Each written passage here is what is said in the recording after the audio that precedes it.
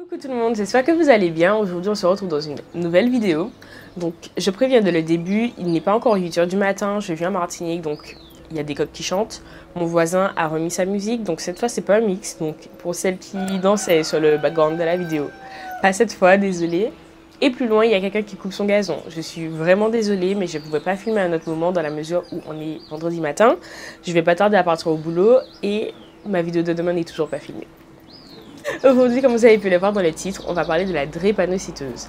Pourquoi? Parce que déjà la semaine dernière, samedi dernier, c'était la journée mondiale ou nationale, ou bref, c'était la journée de la drépanocytose.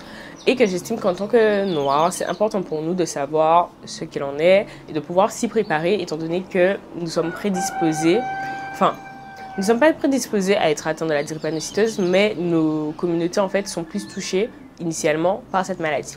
Qu'est-ce que la drépanocytose? En fait, c'est une maladie qui touche l'hémoglobine et qui entraîne certaines difficultés, donc notamment de l'anémie,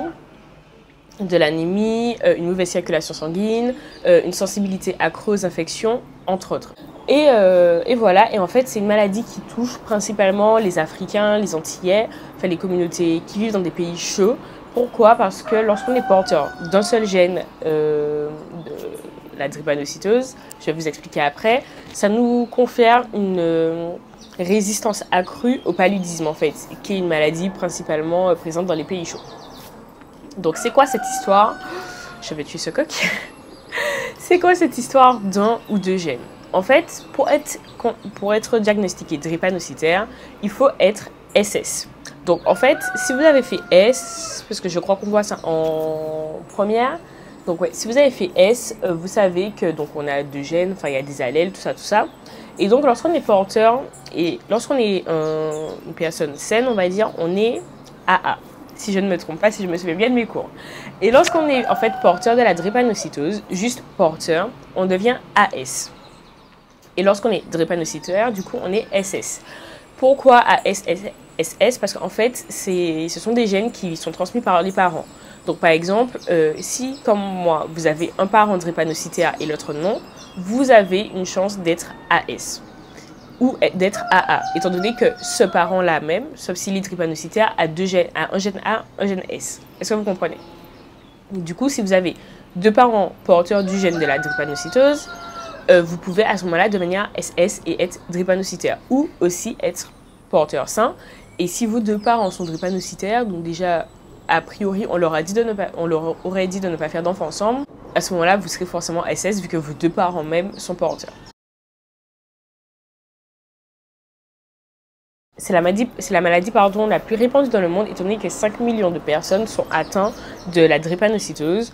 Donc, en fait, c'est une maladie donc, qui touche le sang, en fait.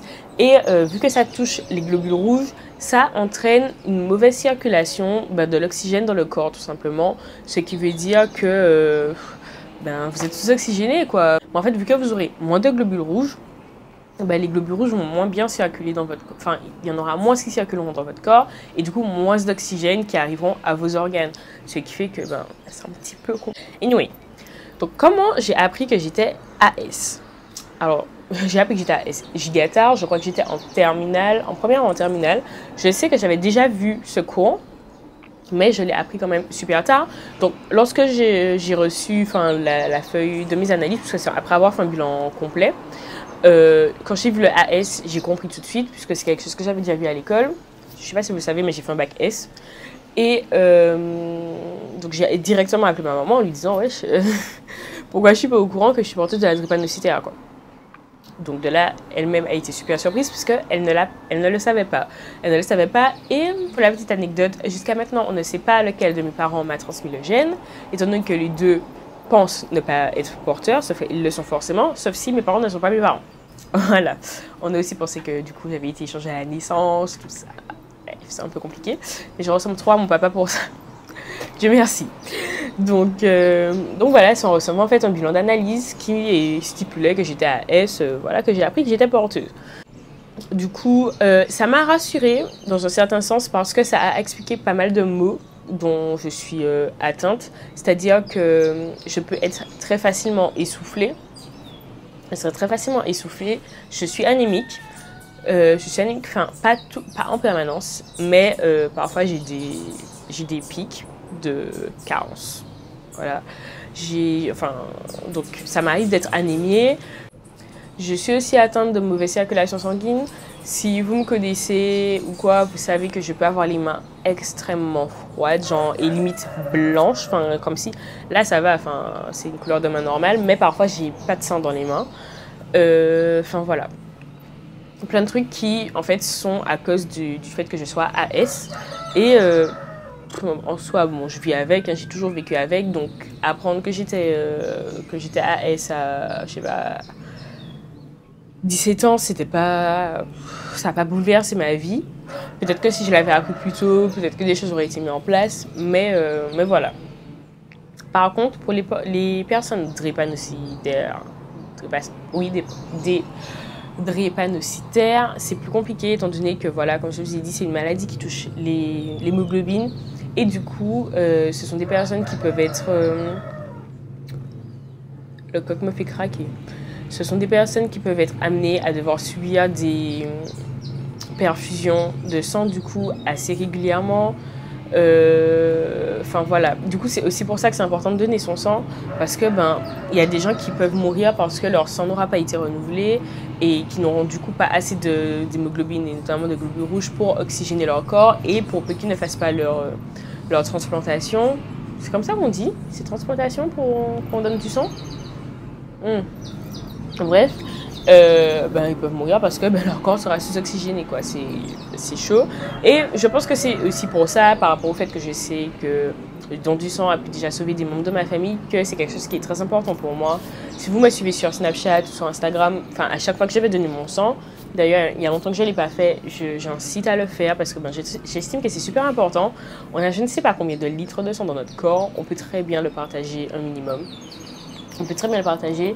J'ai peur des aiguilles, je pense que ça va me faire mal et tout. Franchement, c'est pas une excuse que j'entends dans la mesure où... Enfin, c'est pas comme ça en fait. Genre, vous êtes quasiment tous tatoués, PRC, mais vous avez peur des aiguilles. Genre, c'est que quand ça vous arrange et c'est quelque chose que je trouve vraiment dommage parce que, voilà, peut-être que demain, c'est vous qui ferez un accident et qui aurez besoin d'une transfusion sanguine. C'est transfusion le mot. Et là, il y aura pas de sang pour vous parce que vous aviez peur des aiguilles, quoi. Donc voilà, il faut penser à son prochain. La communauté noire, est celle qui a le plus de personnes O, donc dans le groupe sanguin est O. Et il faut savoir que les O, c'est le groupe sanguin universel. Je crois que je sais plus si je suis au plus ou au moins, mais je sais qu'en tout cas, énormément de personnes peuvent utiliser mon sang. C'est-à-dire que toutes les personnes qui sont A, c'est groupe A, B, AB, peuvent se voir transfuser mon sang. Donc je vois pas pourquoi je le garderais pour moi alors que ça peut aider des gens. C'est rapide et franchement ça fait pas si mal que ça. Ça fait pas si mal que ça. C'est clair que c'est désagréable quand on te fout l'aiguille dans le pli du coude, mais franchement c'est quoi, c'est 15 minutes, même pas. Alors que vous faites des tatouages qui peuvent durer 3 heures, wesh. Pourquoi ne pas aller donner votre sang? Vous vous sentez pas particulièrement mal après, on vous donne à manger pour éviter que vous fassiez des malaises ou quoi, vous pouvez rester là un petit moment. On vous donne je ne sais pas combien de litres de jus pendant que vous êtes là pour être sûr que vous ayez quand même assez de sucre pour ne pas avoir de problème. Enfin, il y a zéro raison pour moi de ne pas donner son sang et j'estime que c'est important. Personnellement, je sais que j'ai les veines extrêmement fines, genre j'ai vraiment les veines très fines. C'est toujours une galère lorsqu'il faut me piquer. C'est impossible de me piquer dans le bras gauche parce que les veines sont invisibles. Enfin, du moins, les veines sont visibles, mais on ne peut pas les piquer. Donc, on me pique toujours au même endroit depuis que je suis gamine. Et encore, même là, parfois, ça peut être très compliqué. J'ai déjà passé peut-être 15 minutes avec le garrot. C'est très désagréable pour qu'on cherche ma veine. Et au final, on n'a même pas pu me piquer parce que ma veine, elle ne sortait pas et que du coup, c'était pas possible. Et voilà, et pour autant, c'est pas une raison, ou même qu'on me pique, du coup on peut me faire mal facilement parce que l'aiguille sera trop enfoncée ou à côté ou quoi, parce que ma veine aura été trop fine. Ça vaut clairement le coup. Après, peut-être que c'est parce que moi je me suis déjà percée, je sais pas combien de fois, que je suis tatouée aussi et tout, que j'estime que je suis pas légitime à dire j'ai peur des aiguilles, mais juste voilà quoi, j'estime qu'il y a vraiment zéro raison et que c'est super égoïste de ne pas donner son sang. Donc j'ai un peu du mal avec le concept de ne pas le faire. Mais bon, voilà, après tout, chacun est libre de faire ce qu'il veut. Anyway. Donc, j'espère que cette vidéo vous aura permis d'en apprendre un peu plus sur la drépanocytose, que peut-être que ça vous poussera à faire des analyses pour savoir si vous êtes porteur ou pas. Et voilà en fait. Et voilà. Et j'ai oublié de préciser plus tôt, donc mes parents ne savaient pas que j'étais porteur, sauf que c'est pas normal étant donné que je sais qu'à l'époque, enfin que lorsque je suis née, tous les enfants noirs qui naissaient, on leur faisait les analyses pour savoir s'ils étaient porteurs ou pas. Donc on pense que vu que j'étais juste AS, ils n'ont pas jugé utile d'en informer mes parents, c'est même pas dans mon carnet de santé d'ailleurs. Mais voilà, mes parents n'étaient vraiment pas au courant, ce qui n'est pas normal. Voilà. Moi, je vous fais de gros bisous. Si vous voulez plus d'informations dessus, je vais vous linker des articles en barre d'informations. Voilà, je vous dis à très bientôt et je vous dis à très bientôt.